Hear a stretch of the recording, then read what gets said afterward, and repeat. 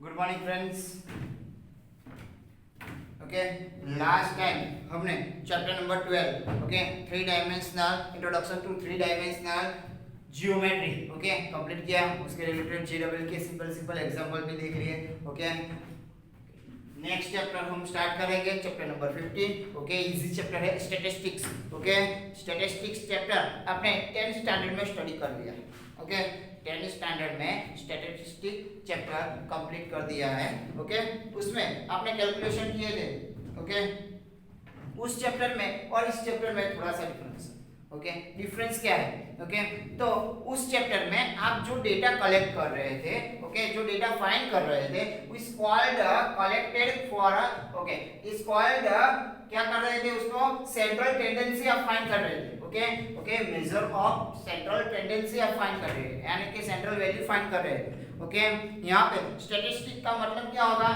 Statistic deal with only data collected for specific purpose। Okay, data collected for specific purpose. Okay, यानी कि statistic ये क्या कर रहा है? आपका डेटा कलेक्ट कर रहा है। ओके, उसके स्पेसिफिक पर्पस के लिए। ठीक है, तो statistics deal with the data collected for specific purpose। okay, तो यहाँ पे we studied the method of finding the representative value for the given data। the value is called the measure of central tendency। okay, 10th standard में आपने जो find किया था, okay, mean, median and mode। okay, ये तीन value find कर रहे थे। okay, क्या फाइंड कर रहे थे?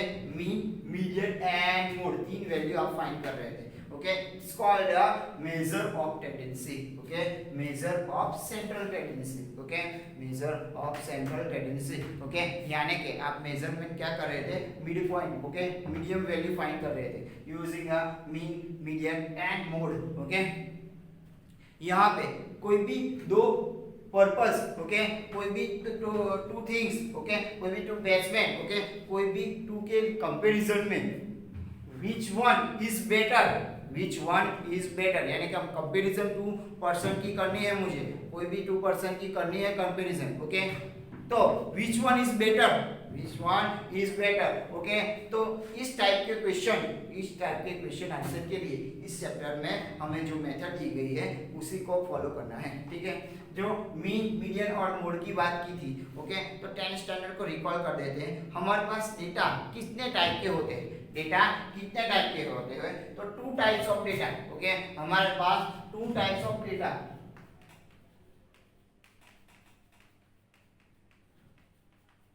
हमारे पास टू टाइप्स ऑफ डेटा होते हैं। Okay, first one is called ungroup data. Ungroup, okay, ungroup data and second one is group data.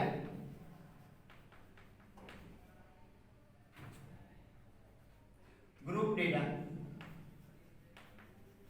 Okay, two types के डेटा होते हैं हमारे पास, अनग्रुप डेटा और ग्रुप डेटा। ओके, और ग्रुप डेटा में अगेन टू पार्टीशन होते हैं,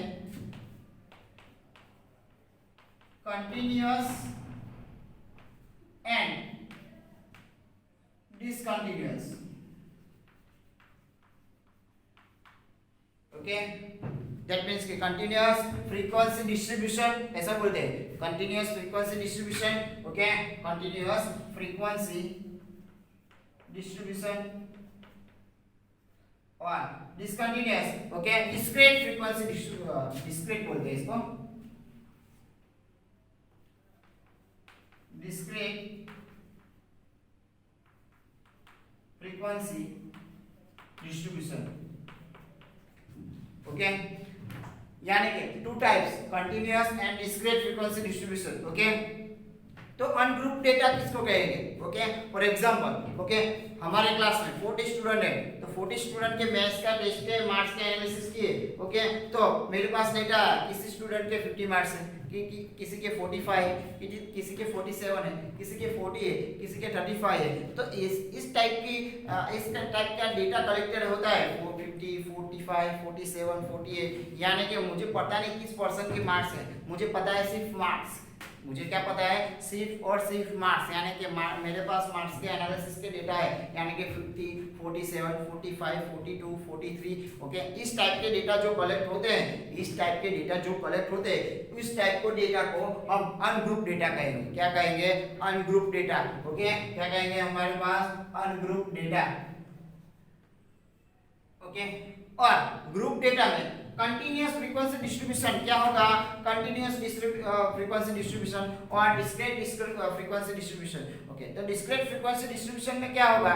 तो मेरे पास ऐसा डेटा है, क्लास में से 10 मार्क्स कितने के आए, 20 मार्क्स कितने स्टूडेंट के, 30 मार्क्स कितने स्टूडेंट के, यानी कि मैंने एक क्लास ले लिया, क्लास में 5, 10, 50, 20 ऐसे 40, 55 वैसे मार्क कलेक्ट करता हूँ। तो अपोज में मुझे क्या मिलता है? नंबर ऑफ स्टूडेंट, यानी 5 मार्क्स वाले स्टूडेंट तो 2 है, 10 मार्क्स वाले स्टूडेंट अगेन 2 है, 50 मार्क्स वाले स्टूडेंट, 15 मार्क्स वाले स्टूडेंट 2 है, 20 मार्क्स वाले स्टूडेंट 5 है, ओके। 30 वाले स्टूडेंट 15 है, 35 वाले स्टूडेंट, ओके। इस तरह के मेरे पास डेटा कलेक्टेड होते हैं, ओके। तो इस टाइप के डेटा को हम कहेंगे डिस्क्रीट फ्रीक्वेंसी डिस्ट्रीब्यूशन। क्या कहेंगे? Discrete frequency distribution, okay. और इसके बाद आएगा कंटीन्यूअस फ्रीक्वेंसी डिस्ट्रीब्यूशन। तो कंटीन्यूअस फ्रीक्वेंसी डिस्ट्रीब्यूशन में क्या होगा हमारे पास? तो कंटीन्यूअस फ्रीक्वेंसी डिस्ट्रीब्यूशन में होगा हमारे पास, फॉर एग्जांपल 10 to 20 वाले स्टूडेंट कितने हैं, 20 to 30 वाले स्टूडेंट कितने हैं, 30 to 40 वाले स्टूडेंट कितने हैं, 40 to 50 वाले स्टूडेंट कितने हैं। तो अपोज में मुझे नंबर ऑफ स्टूडेंट मिलते हैं, ठीक है। तो इस टाइप का डेटा कलेक्ट जो होता है, इस टाइप के डेटा को हम कंटीन्यूअस फ्रीक्वेंसी डिस्ट्रीब्यूशन कहेंगे, ठीक है, ओके। रिकॉल करते हैं मीन फाइंड करने की फॉर्मूला। मीन, तो मीन फाइंड करने की फॉर्मूला हम x बार को मीन को x बार से डिनोट करते थे, याद है 10th स्टैंडर्ड में, ठीक है। तो mean is equal to number of observation, यानी कि sum of number of observation, sum of number of observation यानी कि sigma xi upon total observation यानी कि n। इस तरह हम किसको फाइंड करते थे? x बार मीन को फाइंड करते थे। बस ये फॉर्मूला किसके लिए? अनग्रुप डेटा के लिए। किसके लिए? अनग्रुप डेटा के लिए। और ग्रुप डेटा में कंटीन्यूअस फ्रीक्वेंसी और डिस्क्रीट फ्रीक्वेंसी के लिए हम क्या फाइंड कर लेते हैं? x bar is equal to sigma xi fi m upon sigma fi, okay. Sigma fi xi upon sigma fi, okay. तो इसका दूसरा फॉर्मूला है डिस्क्रीट फ्रीक्वेंसी के लिए sigma fi xi upon sigma fi, ठीक है, ओके। मीडियन के लिए फाइंड करते थे, if number of observation n is odd, then median n is equal to n plus 1 divided by 2th observation, okay. n is even, then n by 2th observation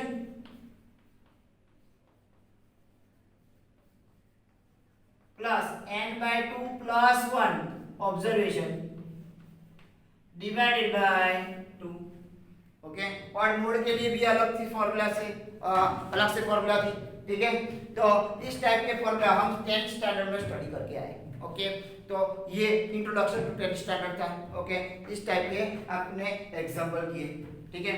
अभी किसी 2 person और किसी 2 basement की मुझे comparison करनी है, तो मैं किसके लिए ज्यादा डिपेंडेबल होगा, ओके। क्या होगा?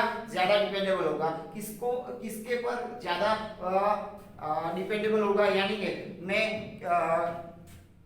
किस टाइप के बेसमेंट को ज्यादा प्रीफर करूंगा, okay. which one is better, which batsman is better, okay. For example batsman A Sachin को ले लूं और batsman B सहवाग को ले लूं, okay. तो सहवाग अपनी फर्स्ट इनिंग में क्या रन बनाता है? 0 बनाता है, सेकंड इनिंग में 10, थर्ड इनिंग में 100, फोर्थ इनिंग में 50 और फिफ्थ इनिंग में अगेन 17 रन बनाता है। तो और सचिन के रन ऐसे है 95, 90, 80, 85, 80, ओके। इस टाइप के रन है, ठीक है। तो which one is better batsman, okay, which one is better batsman, okay. तो मुझे मीन, मीडियन, ओके, ऐसे हमारे पास सही आंसर आएगी, मीन के वैल्यू सेम आएगी बेसमेंट के लिए और मीडियन के वैल्यू भी सेम आएंगे, तो इससे हमें पता नहीं चलता which one is better. Okay, basement हमारे टेक्स्ट बुक में एग्जांपल दिया है, ओके, इसको मैंने रफली समझा दिया है आपको। ओके, तो which one is better basement, तो कंटिन्यूअसली परफॉर्म कौन कर रहा है, कंटिन्यूअसली परफॉर्म कौन कर रहा है। ओके, इस टाइप के बेसमेंट को हम बेटर बेसमेंट कह सकते हैं। तो इस टाइप के बेसमेंट को हम बेटर बेसमेंट कह सकते हैं। तो इस टाइप के बेसमेंट के लिए हमें मेजर ऑफ डिस्पर्सन फाइंड करना होगा। क्या होगा, ऑल डेटा टू डेटा के लिए मुझे फाइंड क्या करना होगा, मेजर ऑफ डिस्पर्सन। क्या फाइंड करना होगा, मेजर ऑफ डिस्पर्सन। ओके, तो टू बेसमेंट की कंपैरिजन और कोई भी टू पर्सन की कंपैरिजन के लिए which one is better. Okay, which one is better, कोई भी टू प्रोडक्ट के लिए भी कंपैरिजन करनी हो तो विच वन इज बेटर, तो हमें फाइंड करना होगा मेजर ऑफ डिस्पर्सन। ओके, तो हमें प्रॉपर डेटा एनालिसिस करके हमें फाइंड कर सकते हैं। ओके, क्या बेटर है, ओके, क्या हमारे पास बेटर है। ओके, तो मेजर ऑफ डिस्पर्सन फाइंड करना है तो इसके 4 टाइप है। ओके, क्या है, इसके 4 टाइप है। First one is range, second one is quartile deviation, okay, and mean deviation, and fourth one is standard deviation. Okay, तो फर्स्ट वन इज रेंज। तो रेंज हमें क्या पता चल रही है, तो कोई भी डेटा होगा, ओके, कोई भी डेटा होगा हमारे पास, तो उसकी रेंज मुझे फाइंड करनी है। क्या फाइंड करनी है, रेंज फाइंड करनी है। तो हम कैसे रेंज फाइंड करेंगे, तो रेंज के लिए हमें रेंज, कोई भी टू डेटा की रेंज फाइंड करनी है। तो रेंज के लिए क्या करेंगे हम, ओके, तो उसके लिए रेंज इज इक्वल, उसकी मेरे पास लोअर वैल्यू भी होगी और हायर वैल्यू भी होगी। तो रेंज कैसे फाइंड करेंगे, तो higher value minus lower value करेंगे, higher value minus lower value करेंगे तो हमें रेंज मालूम पड़ सकती है। Okay, higher value minus lower value करेंगे, किसी भी डेटा में मुझे हायर वैल्यू भी दी गई होगी और लोअर वैल्यू भी दी गई होगी, तो उसकी higher value minus lower value करेंगे तो मुझे क्या मिलेगी, उसकी रेंज मिलेगी। क्या मिलेगी, उसकी रेंज। बट रेंज इस टॉपिक से, इस डिस्पर्सन वाले मेजरमेंट से, इस डिस्पर्सन वाले मेजरमेंट से हमें प्रॉपर आंसर नहीं मिल रहा। ओके, हमें प्रॉपर आंसर नहीं मिल रहा, इसलिए रेंज से हमें डिस्पर्सन का प्रॉपर आंसर, ओके, डेटा का एनालिसिस प्रॉपर नहीं कर सकते, इसलिए ये रेंज वाला फेल जाता है। ओके, ठीक है। क्वार्टाइल डेविएशन हमारे सिलेबस में नहीं है। ओके, हमारे सिलेबस में इस टाइप के मेजरमेंट के एग्जांपल नहीं दिए गए, तो ये टॉपिक जस्ट इंट्रोडक्शन है आपके लिए। ओके, ये टॉपिक आपके लिए नहीं है, ठीक है। तो हम जाएंगे mean deviation. Okay, mean deviation आपके लिए इंपॉर्टेंट है। ओके, क्या है मीन डेविएशन, तो ये सब हमने जो पहले सिखाया, ओके, तो वो हमारा इंट्रोडक्शन था। ओके, अभी जो एग्जांपल कैलकुलेशन करने आए वो इंपॉर्टेंट है, मीन डेविएशन। तो मीन डेविएशन, ओके, मुझे मीन डेविएशन फाइंड करना है, तो मीन डेविएशन से डेटा का एनालिसिस प्रॉपर हो सकता है। ओके, मीन डेविएशन से डेटा का एनालिसिस प्रॉपर हो सकता है। तो mean deviation, okay, mean deviation कैसे फाइंड करेंगे, तो मीन डेविएशन फाइंड करने की 2 टाइप्स है। Okay, using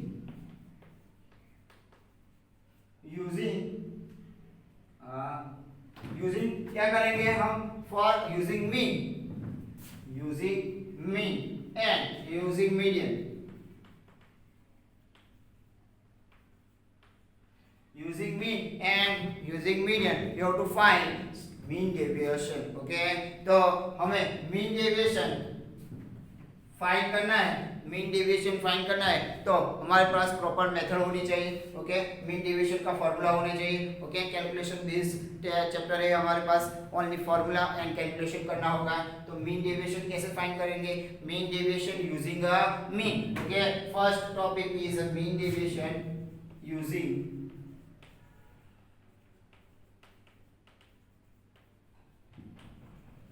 mean. आपको मीन डेविएशन की फॉर्मूला दी गई है, बट आपको यूजिंग मीन करना है। ओके, और यूजिंग मीडियन करना है। ओके, तो मीन डेविएशन यूजिंग मीन, तो हमें directly mean deviation different different data के लिए फाइंड करना है तो फर्स्ट डेटा हो गए ungroup data. Ungroup data, ungroup data के लिए मुझे मीन डेविएशन फाइंड करने हैं। क्या है? अनग्रुप डेटा के लिए मुझे मीन डेविएशन फाइंड करना है। ओके, क्या करना है? Mean deviation. ओके, तो मीन डेविएशन फाइंड करना है तो इसके लिए फर्स्ट स्टेप क्या होगा? हमारे पास जो डेटा होगा इस टाइप के होगा 15, 70, 45। ओके, तो फर्स्ट ऑफ ऑल आपको क्या करना होगा? यूजिंग दैट डेटा आपको एक्स बार फाइंड करना होगा। ओके, यानी कि मीन फाइंड करना होगा। तो एक्स बार फाइंड करना होगा तो क्या आप करेंगे? सिग्मा xi अपॉन n, यानी कि number of observation. Okay, number of observation उसका summation divide by total observation. उसके बाद एक टेबल बनाना होगा आपको। क्या टेबल बनाएंगे? क्या बनाएंगे आपको? xi, ओके, और मॉड्यूलस xi माइनस x बार करके दूसरा एक टेबल बनाओ। ओके, तो xi यानी कि नंबर ऑफ ऑब्जर्वेशन की जो होगे वो। ओके, xi क्या होगा? आपका ऑब्जर्वेशन होगा। ओके, और क्या होगा उसके बाद? मॉड्यूलस xi माइनस x बार करोगे आप। ओके, उसके बाद दूसरा टेबल जनरेट होगा। ओके, उसके बाद क्या करना है आपको? Sigma modulus xi minus x बार की वैल्यू फाइंड करनी है। सिग्मा xi माइनस x बार की वैल्यू फाइंड करनी है। उसके बाद आपका फॉर्मूला होगा यूजिंग अ मीन डेविएशन क्या होगा? ओके, मीन डेविएशन को सिंबॉलिक फॉर्म में डेल्टा डिनोट कर रहे हैं। क्या कर रहे हैं? डेल्टा डिनोट कर रहे हैं, यानी कि delta x bar is equal to sigma modulus xi minus x bar upon n। तो ये फॉर्मूला आपकी आ गई mean deviation using median. Okay, कौन सा डेटा के लिए? अनग्रुप डेटा के लिए। जो आपका अनग्रुप डेटा हो इसको xi सपोज कर लो, तो xi और उसके बाद xi माइनस x बार का वो दूसरा टेबल बनाओ, मॉड्यूलस साइन यानी कि पॉजिटिव आएगा, उसका समेशन कर दो। तो ये फॉर्मूला हो गई delta x bar is equal to sigma xi minus x bar modulus में अपॉन n। ओके, तो ये फॉर्मूला हो गई अनग्रुप डेटा के लिए मीन डेविएशन। ओके, ये फॉर्मूला आपके लिए हो गई अनग्रुप डेटा के लिए मीन डेविएशन। ओके, पता चल रहा है आपको? ठीक है,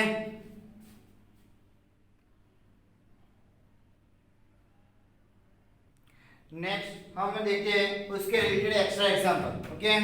ओके, अनग्रुप डेटा हमें दिया गया है। ओके, और उस अनग्रुप डेटा के लिए हमें मीन डेविएशन फाइंड करना है। क्या फाइंड करना है? Mean deviation using mean. Okay, that means के हमारे पास डेटा इस टाइप के 15, 25, 10, 20, 30। ओके, तो इस डेटा के लिए हमें क्या फाइंड करना है? फाइंड मीन डेविएशन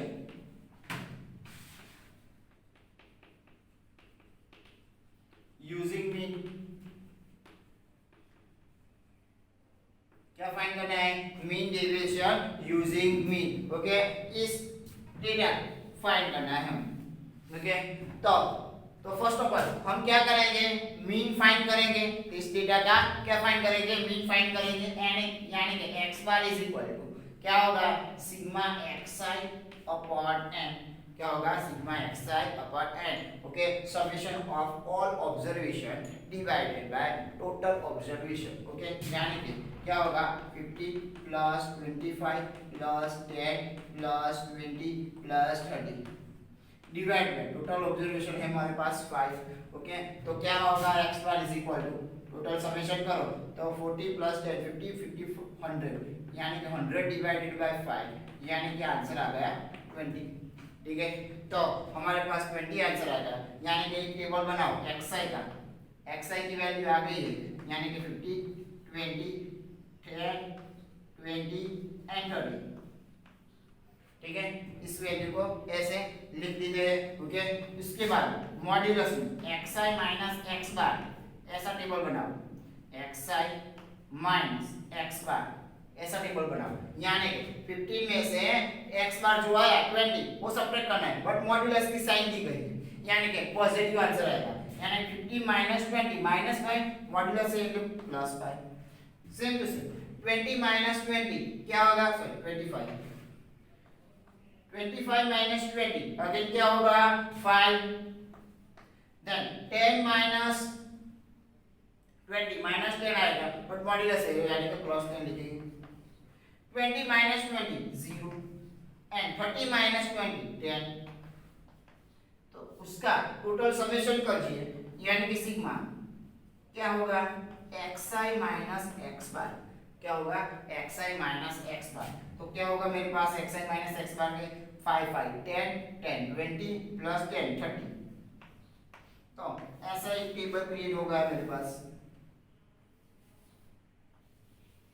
तो हमारे पास जो अनग्रुप डेटा है क्या है अनग्रुप डेटा है, तो ऐसे मुझे टेबल बनाना होगा। ठीक है, तो अनग्रुप डेटा के लिए मुझे क्या फाइंड करना है डेल्टा x बार, यानी कि क्या फाइंड करना होगा मुझे मीन डेविएशन। क्या फाइंड करना होगा mean deviation. Mean deviation sigma delta x bar is equal to क्या होगा मेरे पास फॉर्मूला है मेरे पास क्या है sigma xi minus x bar modulus sigma xi minus x bar upon n, यानी ये फाइंड किया हमने 30 आंसर आया और नंबर ऑफ ऑब्जर्वेशन कितने हैं 5, यानी कि 30 माइनस डिवाइड बाय 5 6, यानी कि डेल्टा x बार हमारे पास 6 है। तो इस टाइप के अनग्रुप डेटा के लिए हम इस टाइप के कैलकुलेशन करते हैं। ठीक है, तो एक एग्जांपल दिया है सिंपल मैंने आपको समझाने के लिए कौन सा मीन डेविएशन फाइंड करना है using the mean. Okay, mean deviation find करना है यूजिंग अ मीन। ओके, तो इस टाइप के फॉर्मूला से हम कैलकुलेट कर सकते हैं। ओके, तो सिंपल हमारे पास इस चैप्टर में कैलकुलेशन ही होंगे, क्या होंगे कैलकुलेशन ही होंगे। जो कैलकुलेशन में आपने प्लस माइनस की सिंपल मिस्टेक पिक कर दी तो आपका आंसर नहीं आएगा। ठीक है, तो आपको कैसे लेके ही देखना होगा इस टाइप के एग्जांपल कैलकुलेट करने में। ठीक है, ओके, पता चल रहा है। ओके, तो अनग्रुप डेटा के लिए मीन डेविएशन इस टाइप से फाइंड कर सकते हैं। ओके, अभी जो मेरे पास ग्रुप डेटा होगा क्या होगा मेरे पास ग्रुप डेटा होगा, तो उसके लिए मुझे मीन डेविएशन कैसे फाइंड करना होगा। ओके, मीन डेविएशन में कैसे फाइंड कर सकता हूँ अनग्रुप डेटा के लिए। ओके, तो अनग्रुप डेटा के लिए मैं मीन डेविएशन ऐसे फाइंड कर सकता हूँ। मेरे पास फॉर्मूला है। ओके, अनग्रुप डेटा क्या है मेरे पास अब अनग्रुप डेटा ग्रुप डेटा के लिए मेरे पास अब ग्रुप डेटा है। ओके, तो उसके टू टाइप्स होंगे discrete frequency distribution.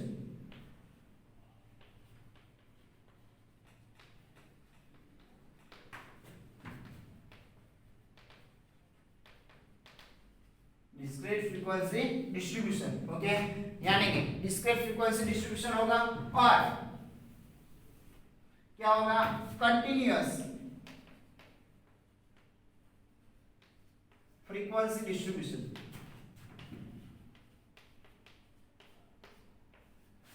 Okay, discrete frequency distribution होगा और कंटिन्यूअस फ्रीक्वेंसी डिस्ट्रीब्यूशन होगा। ओके, तो टू टाइप्स हो गए ग्रुप डेटा के लिए। तो ग्रुप डेटा के लिए हमें क्या फाइंड करना है ग्रुप डेटा के लिए हमें फाइंड करना है mean deviation. Okay, mean deviation, तो उसको स्टेप बाय स्टेप हम लिखेंगे। First step is find sigma fi, find sigma fi और सिग्मा fi को हम n कहेंगे। ओके, फाइंड सिग्मा fi यानी कि हमें फ्रीक्वेंसी जो दी गई है उसका टोटल समेशन फाइंड कीजिए। उसके लिए हमें उसको n नंबर लिखना होगा, यानी कि n is equal to sigma fi होगा। ठीक है, उसके बाद दूसरा स्टेप आएगा, दूसरा टेबल क्रिएट कीजिए। ओके, एक टेबल आ गया xi का, दूसरा आ गया fi का और तीसरा आएगा fi इंटू xi, यानी कि fi इंटू xi फाइंड करना है। फाइंड fi इंटू xi यानी कि दोनों का मल्टीप्लिकेशन कीजिए और एक टेबल क्रिएट कीजिए। ओके, तो उसके बाद उस टेबल में fi इंटू xi लीजिए। ठीक है, उसके बाद उसका फोर्थ स्टेप आएगा सिग्मा fi इंटू xi कीजिए, यानी जो भी fi इंटू xi हमने किया उस टेबल में टोटल समेशन कीजिए, यानी कि sigma fi into xi find करना है। उसके बाद उसका मीन फाइंड कीजिए, यानी कि मीन का फॉर्मूला है find x bar is equal to sigma fi xi upon sigma fi। Okay mean कौन सा फाइंड करना है हमें, x bar is equal to formula है हमारे पास डिस्क्रीट फ्रीक्वेंसी डिस्ट्रीब्यूशन के लिए sigma fi xi upon sigma fi, okay 10th standard में हमने लर्न किए। ओके उसके बाद एक और टेबल क्रिएट करना है हमें, कौन सा, तो उस टेबल में हमें फाइंड करना है find modulus xi minus x बार, यानी कि हमारे पास जो xi की वैल्यू है उसमें से x बार की वैल्यू सब्ट्रैक्ट कीजिए और एक न्यू टेबल क्रिएट कीजिए। उसके बाद दूसरा क्रिएट कीजिए टेबल फाइंड, क्या करना है हमें, find fi into xi minus x बार वाला टेबल क्रिएट करना है, ठीक है। और फाइनली उसका समेशन फाइंड कीजिए, finally find sigma fi into xi minus x बार, इसकी वैल्यू फाइंड कीजिए। तो फाइनली हमारे पास जो फॉर्मूला है for discrete frequency distribution, okay mean deviation delta x bar is equal to using a mean delta x bar is equal to sigma fi into xi minus x bar upon sigma fi, okay तो ये formula हमारे पास आ गया, कौन सी, mean deviation using a mean, okay for किसके लिए, किस डेटा के लिए, ग्रुप डेटा के लिए, ग्रुप डेटा पर किस ग्रुप डेटा के लिए, डिस्क्रीट फ्रीक्वेंसी डिस्ट्रीब्यूशन के लिए हमारे पास जो डेटा क्रिएट होगा उसके लिए हमारे पास क्या होगा, mean deviation delta x bar is equal to sigma fi into xi minus x bar upon sigma fi, okay तो ये फॉर्मूला है फॉर डिस्क्रीट फ्रीक्वेंसी डिस्ट्रीब्यूशन के लिए। ओके कंटीन्यूअस फ्रीक्वेंसी डिस्ट्रीब्यूशन जो आएगा उसके लिए स्टेप क्या होगा, तो हमें जो क्लास दिया गया है, फर्स्ट ऑफ ऑल जो क्लास दिया गया है उस क्लास के लिए हमें क्या फाइंड करना होगा, फाइंड xi। तो xi के लिए क्या करेंगे हम, lower value plus upper value divided by 2, okay lower value plus upper value divided by 2, okay xi मिलेगा। उसके बाद नेक्स्ट स्टेप होगा fi फाइंड कीजिए, find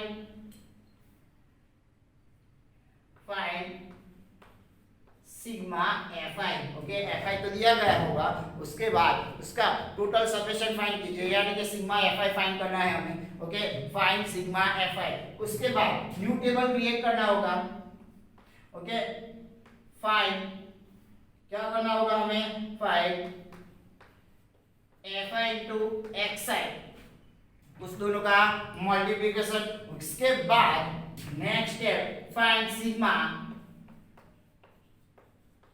fi into xi, find sigma fi into xi। उसके बाद तुरंत हमें x बार find करना होगा, उसका formula sigma fi xi upon sigma fi, okay sigma fi xi upon sigma fi वो फॉर्मूला है, तो इसका मीन का फाइंड करना है, ओके मीन फॉर्मूला फाइंड करना है, ओके सो मीन फाइंड करना है, इसका लिए formula sigma fi xi upon sigma fi, okay उसके बाद न्यू क्रिएट करना होगा टेबल, हमारे पास क्या होगा, तो फाइंड xi माइनस x बार, ओके उसके बाद उसका न्यू टेबल क्रिएट करना होगा, क्या करना होगा हमें पास, fi से मल्टीप्लाई करो, find fi into xi minus x बार, ठीक है। और फाइनली इसका समेशन कीजिए, यानी कि जो वैल्यू आई न्यू टेबल में तो उसका समेशन कीजिए, यानी कि find sigma fi into xi minus x बार कीजिए। तो हमारे पास जो वैल्यू आई उसके बाद हमारे पास जो फॉर्मूला है वो ऐसा होगा, delta x bar mean deviation using mean is equal to क्या होगा, sigma fi into xi minus x bar upon sigma fi, okay तो हमारे पास ये फॉर्मूला आ गया, ठीक है सेम टू सेम फॉर्मूला है, ओके एक स्टेप अलग है xi का, ठीक है उसकी शॉर्टकट मेथड भी आएगी, ओके जो लॉग एग्जांपल हो गए, उसके लिए शॉर्ट मेथड भी आएगी, okay, one by one step by step हम देखेंगे, ओके, और इसके रिलेटेड हम एक्स्ट्रा एग्जांपल पहले कैलकुलेट करेंगे, उसके बाद टेक्सचुअल एग्जांपल पे आएंगे। क्या करेंगे हम, पहले एक्स्ट्रा एग्जांपल कैलकुलेट करेंगे, उसके बाद टेक्सचुअल एग्जांपल पे आएंगे, ठीक है। तो इस चैप्टर में मोस्ट ऑफ हमारे पास कैलकुलेशन करना है, ओके, जो कैलकुलेशन में हमने थोड़ी भी मिस्टेक कर दी, ओके, प्लस माइनस की, ओके, तो हमारा रॉन्ग आंसर आएगा, ठीक है, तो हमें वो ध्यान रखना पड़ेगा, ओके।